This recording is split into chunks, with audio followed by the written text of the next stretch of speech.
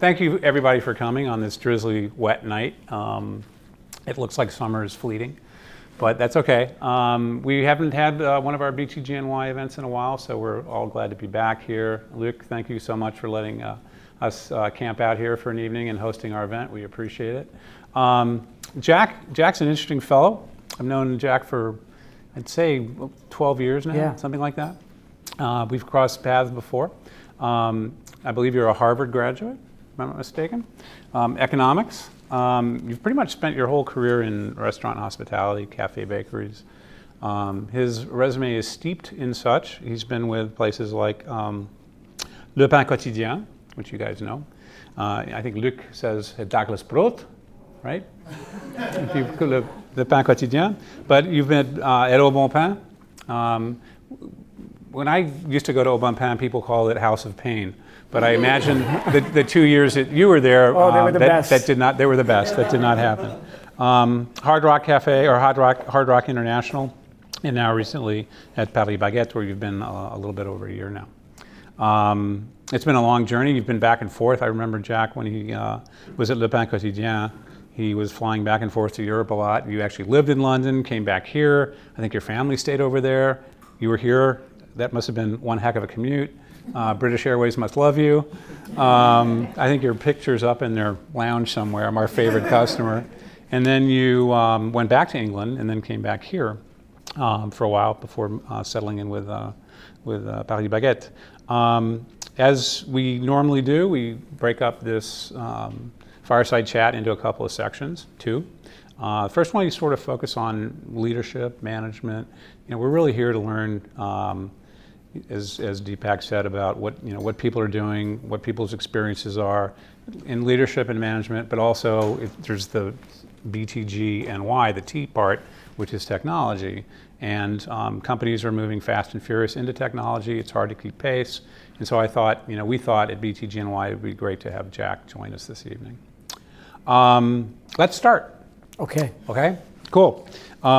So we have some questions and topics I'd like to share with you, and would love your input. So coming up in our careers, and hopefully you can relate to this, there are people that we've encountered along the way who are not terribly helpful in our growth. We may want to talk about those on another occasion. And there are people that who really helped us along the way, who I would consider mentors, or people who had a tremendous impact on us as a leader. So I guess that with that on the table, our first question or our first topic with Jack is there someone in your life, Jack, who has impacted you? Who was that person? Let's start there as to kick it off. Okay, good question, David. Like all of you, I think I've learned from everyone I've worked with, good and bad. Someone who has not been a mentor to me, but maybe was a good leadership model was, I'll talk about this guy. I worked for a guy in 1998. I was a district manager for the Hard Rock Cafe at that time. And I was running 7 restaurants, and they brought a new guy in to be the vice president of operations. I was the director of operations. The guy they brought in he was an introvert, college dropout, chef, cook background, worked his way up as a cook. Not a very pleasant disposition. Perfect role model. And exceptionally difficult. His name was Fred Holtz. And when I met Fred, I immediately disliked him intensely. And he was an interesting character. I was newly married at the time. And Fred worked 7 days a week. And he worked from 7 o'clock in the morning typically until 11 p.m. every day, Monday through Sunday. And if you happened to work with him, it was always the dreaded at 11 p.m. you would go out for a nightcap. And the nightcap could take you until 1 or 2 in the morning, and then you'd have to be back working with him at 7 a.m. again. And he very infamously only took one day off a month, which happened to be the 15th of the month. If it fell on a Monday or a Sunday or a Saturday, it didn't matter. That was his one day off. And he would call you any time of day to discuss anything. I was running 7 cafes that had average unit volumes annualized of maybe 10 to 23 million. So some fairly big Hard Rock Cafe restaurants. And I would do a profit and loss review with him every month. Each business review would take 1 hour. So the business review of the 7 businesses would take 7 consecutive hours with no break. Was he married? He was married, but it was interesting because he was married with 2 kids, yet he never saw his wife. Never. And when he would take a vacation, we always wondered. He would take 2 vacations a year, and he would always go to Amsterdam alone. Uh-oh. I'm not sure what that means, but that's how it played out. And but anyway, in terms of like leadership, the guy knew every detail of every recipe. He knew every in time and every out time of every employee. He knew the productivity level, how it could be improved. He had metrics for keeping restaurants immaculately clean. He mastered every little detail of running a business. And he believed that being successful in an operational business like a restaurant or like many of the things that you might run, being successful was doing 1,000 little things supremely well every single day and building systems and structure to ensure those things happened. And it was not pretty, it was granular, it was not charismatic, it was not inspirational, it was painstaking. And when you spend 16 hours a day, 7 days a week in a restaurant, no metaphorical stone is unturned. You look at everything. But over time, I had 7 general managers. In the restaurant business, you are often bonus quarterly. So you have a sales target, a profit target, and every 13 weeks, you can make a bonus. At the Hard Rock Cafe, where I worked at the time, you could bonus, if you hit the key metrics, you could bonus at 100% of your salary. Wow. Every quarter. So over time, working with this guy, my general managers bought cars, bought homes, put their kids through school, upgraded their wedding rings, you name it, and my guest counts went up, and I probably had a couple of the most successful years in my career at this time, and very happy customer base and very, very loyal general managers because they were winning.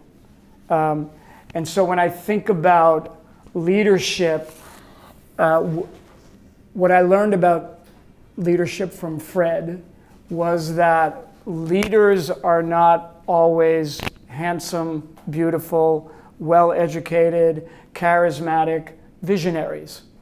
A leader can be granular, introverted, not very handsome, doggedly microscopic in their level of analysis, not thinking big picture at all. In fact, looking at all the small pictures and how they add up. And that's also a style of leadership that I think is very successful. So my long answer to the short question is that Fred Holtz, as an example for you, is someone for me who was a sort of mentor. But what I learned from a story like that and living through someone like that was that leadership comes in all sizes, shapes, colors, genders, and anyone can be a leader in their own way. It's interesting you mentioned his background in cooking, because I've worked with chefs in another life, and they're married to the profession. They never leave the kitchen. So it looks like that work ethic and that discipline that he learned in the kitchen, he took with him outside the kitchen when he started running a restaurant. Right. And operation. And what I would share with you now, I hope you all have beautiful, balanced lives and have lots of time for hobbies, reading, socializing, networking. Unfortunately, I learned from him that to have the kind of success career-wise that someone not so smart like me wanted, I had to work as hard as he did. And so I think in the couple of years that I worked with him, I lost all sense of space and time. And often a Monday or a Saturday or a Sunday turned into a blur. I'm married 20 plus years. I have 3 children. I think I'm an okay husband and father, not amazing, but I'm pretty dependable. And my wife and kids have followed me to Los Angeles for 3 years, to Paris for 4 years, to London for 7 years, back to New York. But the only things, again, don't follow me, but the only things I have in my life are my work and my family. I don't have time for anything else. I wish that you had time for more. Is that where the expression, all work and no play make Jack a dull boy? Yes, yes. So I'm trying to not be too dull tonight, but great. This is I read somewhere this morning, someone said even CEOs have time for sleep. I'm not sure they do, but it's just the nature of work sometimes that you go through periods where in order to take on what you must and in order to succeed at it, you have to work very hard. So I learned that from this gentleman. Next question. What is the biggest challenge in your mind facing leaders today? There's a lot of them, but what are some of the biggest challenges you see facing companies and leaders? I think sort of the macro culture at the moment. What is that? Is the biggest challenge for a CEO at this point, which is 24/7 globalization, disruption, millennials and who came after the millennials and who's coming after them, disruption, very short product cycles, fads that come, and food is very faddish, very fashionist, social media, virality, can I say that, when something's viral? Yeah. The whole viral phenomenon. What about in your industry? What about talent? Talent and finding talent is hard, as you all know, but holding on to talent is even harder.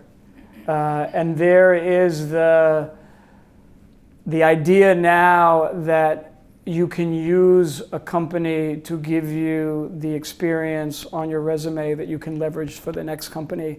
And you sort of, it's kind of like going to finishing school. You go to one company for 3 years, and then you go to another company for 3 years, and another. If it's all in the same sector, it's actually very valuable for you, but it's not so valuable at times to your employer, who puts 3 good years into really training you and investing in you and is hoping for another 3-year payoff, and you go and you leverage it somewhere else. So right. The whole talent thing is, it's a street fight out there for talent.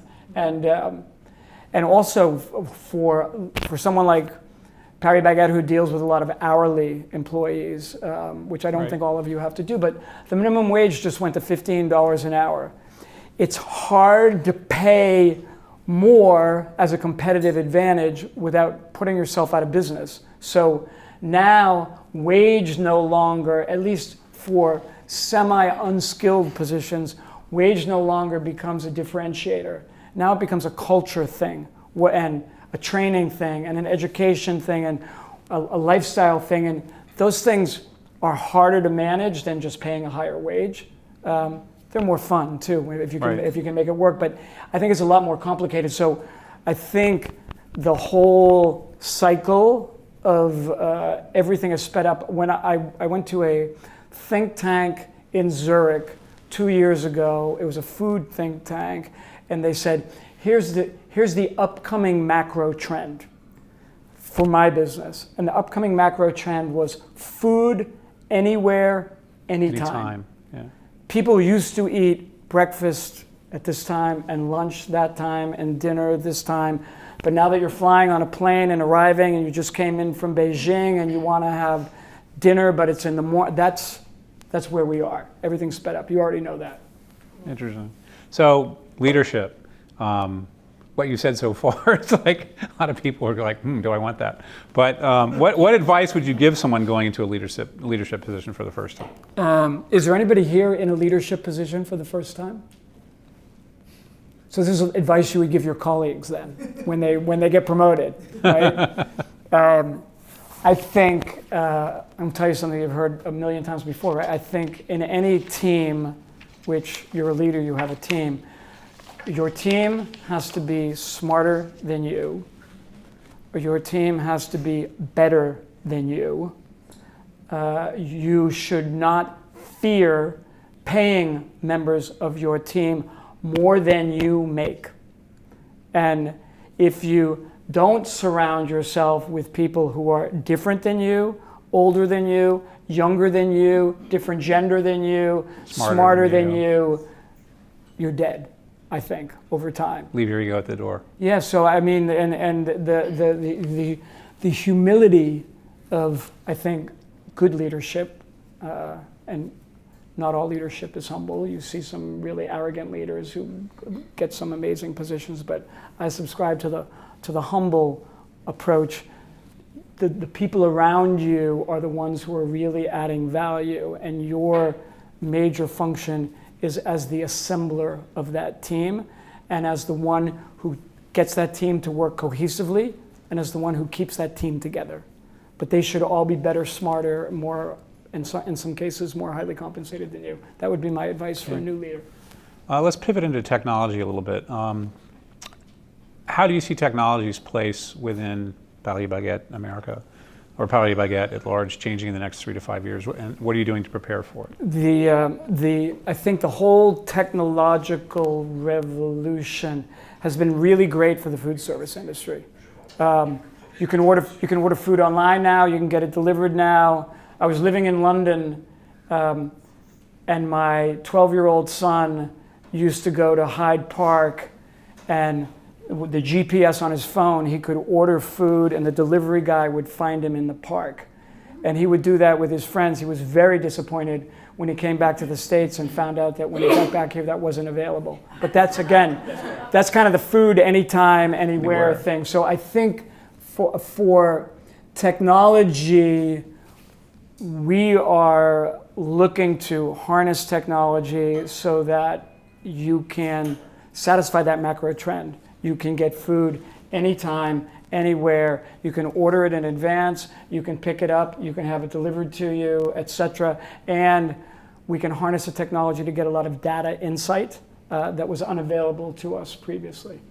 A lot of restaurants are in the hospitality food. They're struggling with, the traditional role of legacy systems versus the cloud.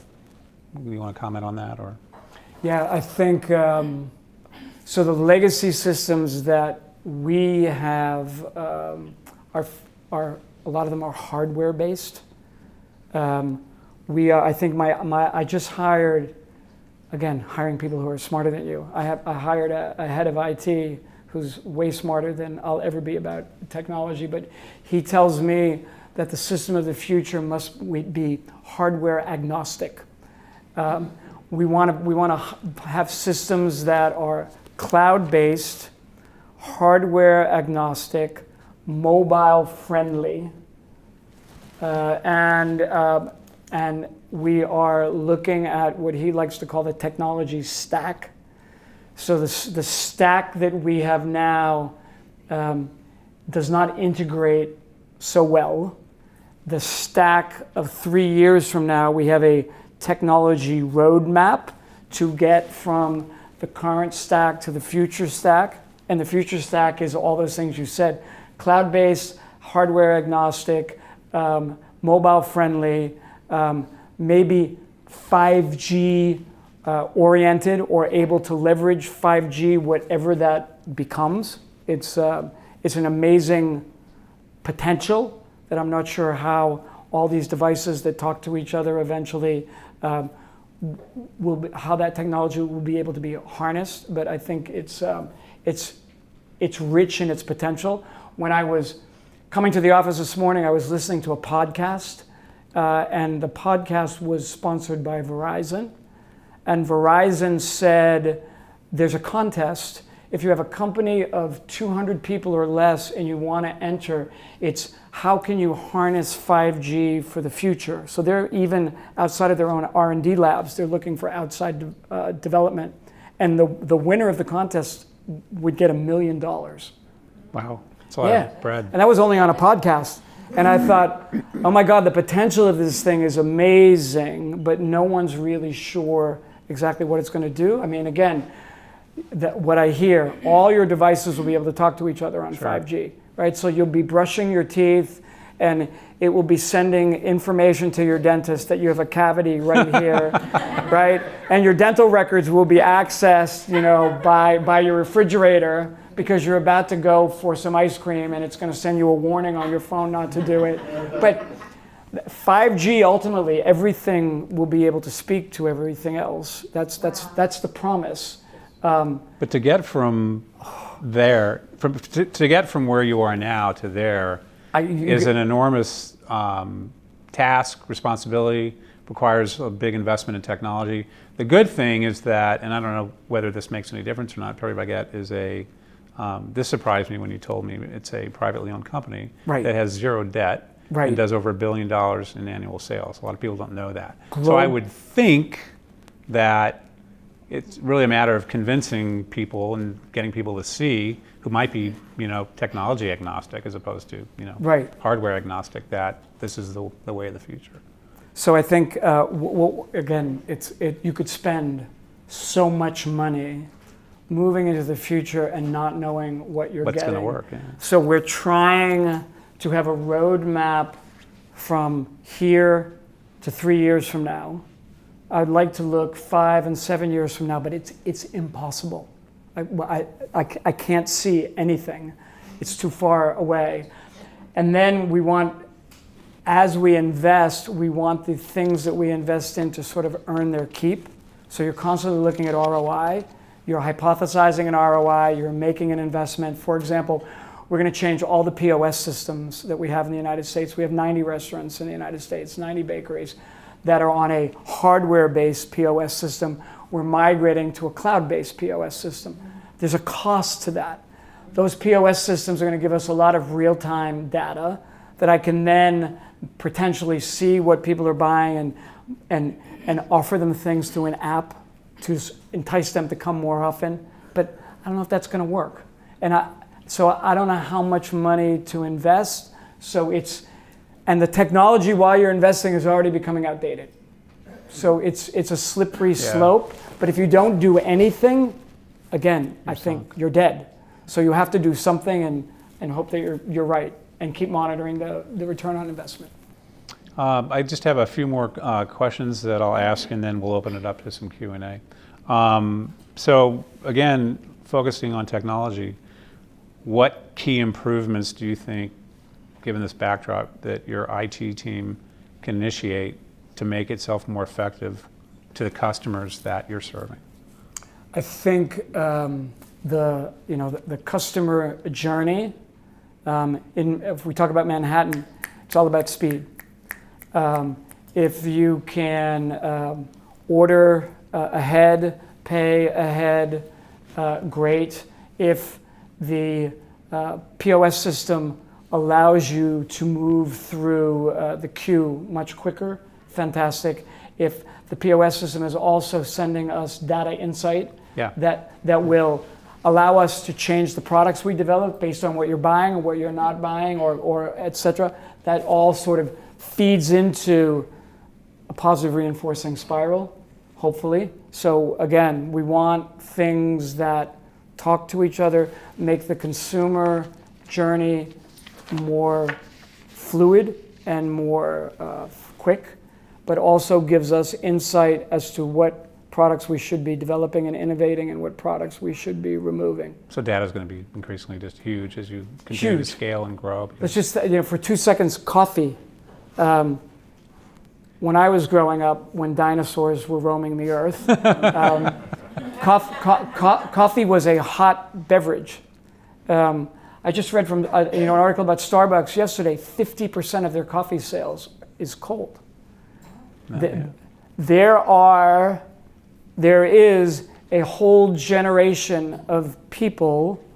I have an 18-year-old daughter who's one of them, who conceptualize coffee as a cold drink and have never had a hot coffee beverage in their lives. No way. Correct. No. It's something you drink with a straw or a sip lid out of a cup with ice cubes in it. And so Mochaccino. yeah, no, I mean you start with mochaccino and frappuccino, Put ice and then in you it. become a college student and you say, it's time for me to get a real coffee, which is a cup with ice and cold coffee, and now you're drinking it black and you say that's what it is, but the idea of having it hot is alien. So again, to watch the product cycles and how things are being consumed and what people are consuming has to be monitored in real time. Really, totally. Because the people who drink hot coffee are going to heaven or hell, and the people who drink cold are coming into their own. I got to be ready. Well, speaking of the younger generations, talk about the role of social media for you at Paris Baguette and the internet in general in helping you boost the brand and enhance the consumer experience. So social media, we're on Instagram, we're on Facebook, we're on Twitter. Those are the 3 obligatory sites. A lot of followers. We're on the World Wide Web, whatever that's called now, that dinosaur thing. We post a lot of pictures. I just talked to Pete Bell in the corner there in the back this afternoon about engagement. We're posting pictures, but we're not asking people to comment. So we're not getting a lot of commentary because we didn't figure out how to do that yet. But the social media allows your brand to be seen by a whole audience that was unavailable to you X number of years ago. The person surfing Instagram in Dallas, in Houston, in St. Louis, in Cleveland now knows even tangentially or peripherally about this brand that they never knew before. The other thing that's great, we're posting, the other wonderful thing that happens on social media is that your customers create content for you.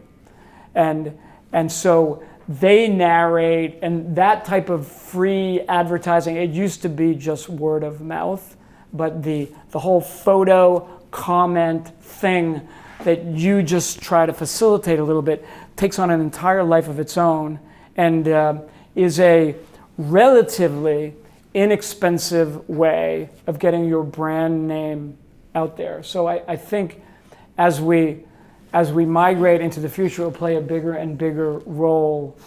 You have to be alive somewhere on social media, which means your storefront, your brand name, your product has to keep showing up somehow. And the great brands are able to do that and be part of the dialogue, whatever that is. And there's a lot of noise out there. To rise above that is a little bit difficult, but you have to get in there and try. One more question. Speaking of brands, how many people before you were contacted by BTGNY had heard of Paris Baguette? Good. So how many of you had not heard of Paris Baguette? Well, that's pretty good. That's pretty good. So in 2000, so I used to work for Le Pain Quotidien, and I worked for Le Pain Quotidien for 13 years. So I worked for a Belgian company for a long time, which is why I'm happy to be here. And I brought Le Pain Quotidien to Tokyo, and I brought Le Pain Quotidien to Hong Kong.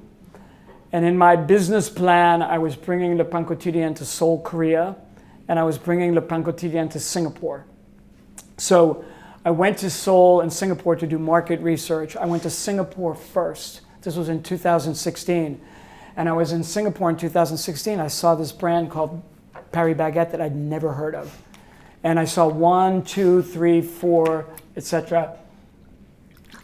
Excuse me. And it made a small impression on me. I thought this is kind of an interesting concept. And then I went to Seoul, where there are, again, I've told some of you, there are 3,500 locations in an area half the size of New York State. The brand density is stupefying.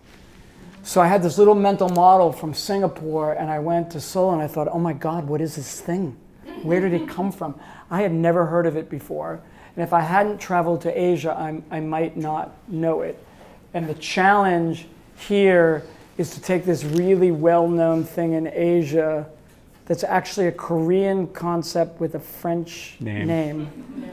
Right? How's that for a marketing challenge? Yeah, right. And bring it to the U.S.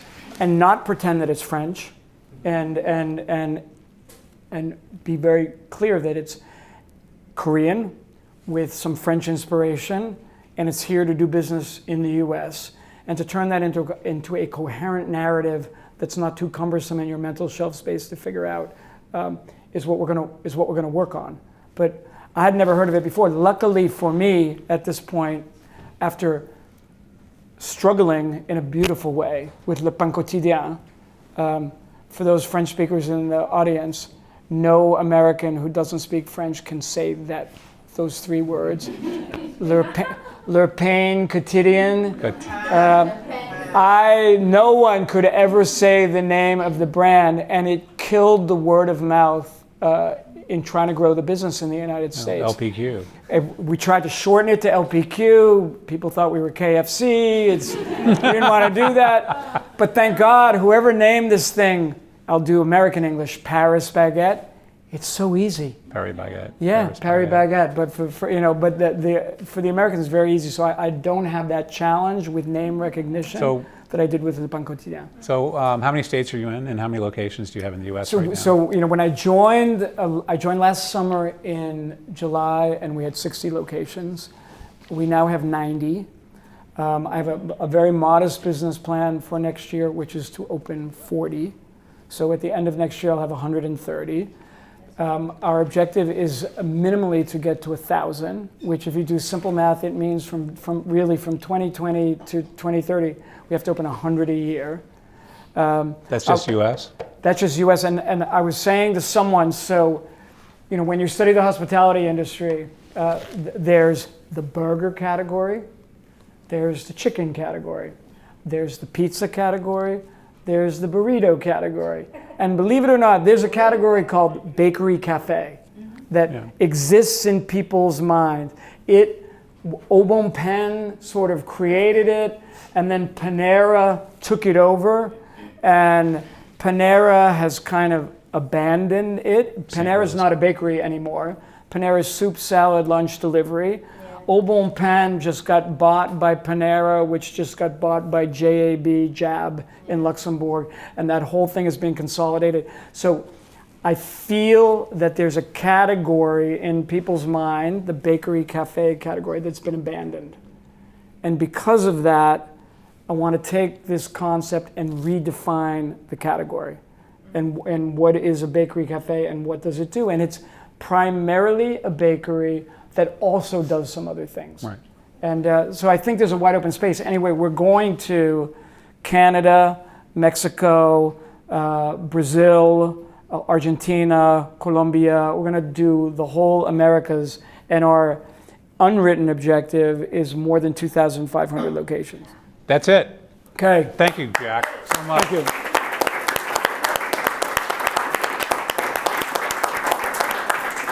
Really, thanks for joining us tonight. I'd like to open it up now to any questions from the audience. So, we have a parent company in Korea that that created Paris Baguette and owns it. And that parent company also is a franchisee, just to put it kind of, We are the franchisee of Shake Shack in Korea and the franchisee of Shake Shack in Singapore. We also have a JV, not a franchise, with Dunkin' Donuts in Korea and Baskin-Robbins. That JV with Baskin-Robbins and Dunkin' Donuts has 2,000 units in Korea that prints money.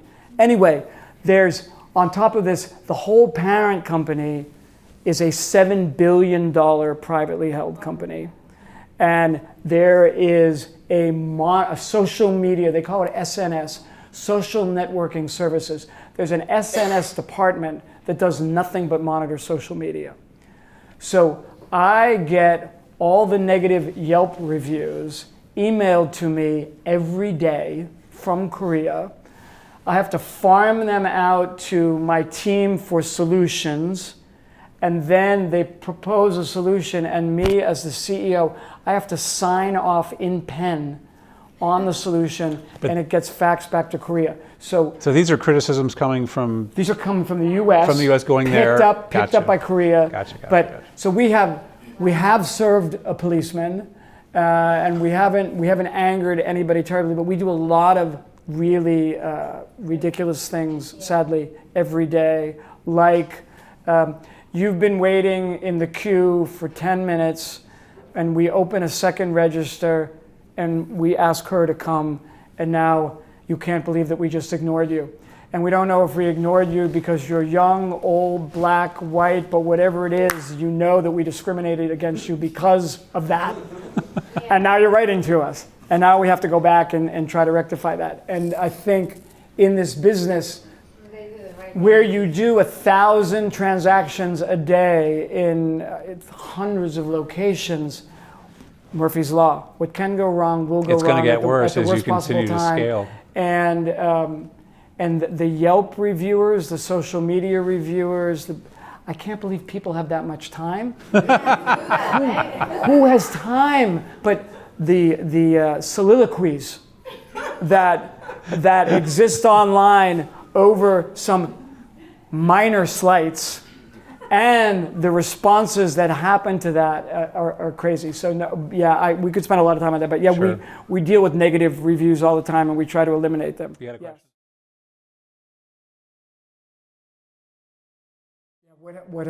What happens if there's no more wheat? Everyone who is gluten intolerant will be unbelievably happy. Do you buy? Do you know? Do they have their own sources? Like what we source a lot of wheat. We source from Russia. Shout out to Russia. Oh, we're on good relations we source a lot of wheat from France. We source from other Asian locations. So far, everything has been okay. But we're also, there's a whole movement now of ancient grains. And ancient grains, there's an argument that says they may be more healthy for you, or they're better for your micro system, your microbiome. Thank you. They're better for your microbiome. But they tend to grow in places where there's a lot of political unrest. Right, and so I think the monoculture of wheat, just like the monoculture of corn, is diversifying in pockets, which I think is better for the supply chain. So we're really monitoring that. Again, I just left living in London 2 years ago. I arrived in London 7 years ago. When I arrived in London, no one was growing grapes or making wine. By the time I left, there were vineyards showing up everywhere because the temperature has risen by a significant number of degrees. So to your point, the wheat growing areas of the world and the storms, etc., the rot, the fungus, the mold, the pests, the vermin, it's all really changing very dramatically. I think we're a couple of steps ahead, but we're also working on products as a hedge that don't use wheat, that you can still make baked goods with, and not unlike this is again back to the thing that makes CEOs flip out, right? The whole ecosystem of of 24/7 online virality is moving very rapidly, but so is global warming and climate change. And whether it's global warming or it's part of like a million-year cycle, I don't have a perspective on that. But the growing regions are changing, and the storms and the pests that come after the crops is completely changing. And so we're also trying to stay one step ahead there, but it's not easy. It's a challenge. I'll take two more. I normally I had in my day I had an analyst who would do all the typical demographic study of a market. What's the per capita income? What's the household income? What's the population density? How many bakeries are there per square kilometer, per square mile? We would have a Starbucks index. How many Starbucks are there per capita? What are the other concepts? I would have all these metrics. What is the out-of-home consumption of food and beverage, et cetera? And we would stack rank all these economies, and then we would also rank the cities and economies on their political stability, et cetera. Like I ended up going with Le Pan Quotidien to Bogota, but only after the treaty with the FARC rebels had been signed. And I'd been eyeing the market for years, but didn't feel comfortable. But the secondary part of the market research is I don't believe anything I read. So I would have that all in my back pocket and study it. And then I would end up in a city and would just plop myself there for 3, 4, 5 days. And I would just walk the streets and buy things and sit in cafes and Observe. and just observe and try, and then have a few meetings with a few people and listen. But I also tended to trust my gut. The other thing, market research, there's, for example, Hong Kong, where we went successfully. In the United States, I can sign a 10-year lease, sometimes even a 15-year lease, and I can have a 5-year option of renewal. In Hong Kong, you can sign a 3-year lease and there's no option. And the marketplace is so, there's also other things you look at other than penetration of competition, how many people buy coffee, household income. What does the real estate market look like? And what are the rules? And can you really invest capital and stay alive long enough to get a return on investment? Does that answer the question? It's a macro kind of ongoing thing.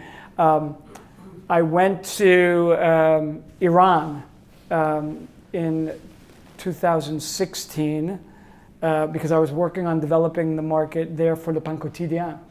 I have an Irish passport as well as an American passport. As an American citizen, I'm prohibited from going to Iran. So I had to be invited by some business in Iran as an Irish citizen.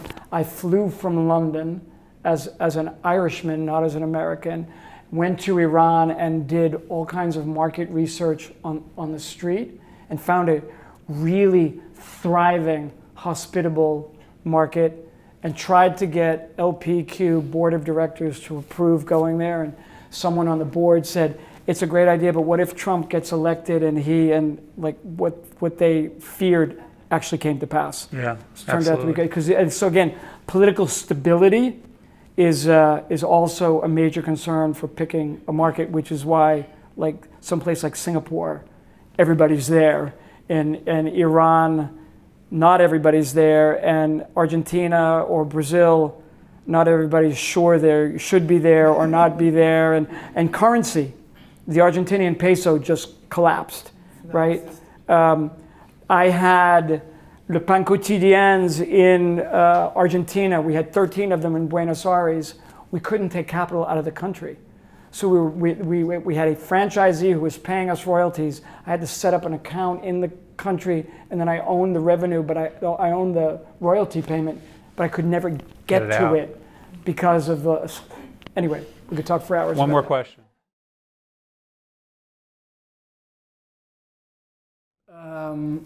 Complex operational issues. I think this is not going to help you, but I'm just going to sort of answer the question in a different way. We own 2 warehouse manufacturing distribution centers. One in New Jersey near MetLife Stadium, and one in Commerce, California, which is in LA, right south of downtown LA. I also have a major manufacturing facility in Korea. It's as I start, so when you price out products that you're selling to your system from your 2 manufacturing facilities, the pricing goes like this. You take the price of the raw ingredients and then the price of the labor, and then you add to that the overhead recovery. What's the rent, what's the depreciation on all the equipment, etc. As you manufacture less and less things, because you buy them from Korea, the overhead recovery, which is an onerous number, gets distributed over less and less products. So as you manufacture less, the cost of the few things that you're selling becomes more and more expensive. So we have an internal debate over an operational issue. Should we shut down the manufacturing facilities because things are getting too expensive? Or should we manufacture even more to diversify the overhead recovery but not buy from Korea? And there are 3, 4, 5 different thought streams with equipment depreciation, equipment purchase, labor, pulling labor out of stores, adding labor to a central kitchen. All these things, these decision trees that are mind-numbing in their complexity. And no matter how many times we go through these and project into the future, we can't figure out what to do, sadly. So sometimes how we solve these things is by a lot of analysis, and the analysis in the end doesn't tell you how the future is going to play out. And then you end up picking something and hoping that it's right? That's often what happens. And I'm not allowed to engage in analysis paralysis, and you can't measure everything or break everything down into its component parts and have it add up to a future objective that you have 100% certainty will take place. So there's a lot of gut reaction in solving problems. Great. One last question. Where's the nearest Paris Baguette So to where we are now? So we have one on 40th Street and 7th Avenue. That's a block up the street. Good to know. How late do they open? That one's open until 10 o'clock. And then so that's on 40th and 7th. And then we have another one on 41st and Broadway, which is a 2-minute walk from the one on 40th and 7th. I mentioned both of those because the one on 40th and 7th was built in 2015, and it's what I would call the old model. And the one on 41st and Broadway was built in June, and that's the new model. So if you ever have time, if you check out both, you can give you some feedback on whether you like the new version or the old version better. That's great. Because whatever one we decide on, we're going to replicate over and over again into the future. Let's drink. Okay. Thanks, Jack. Thank you, everyone.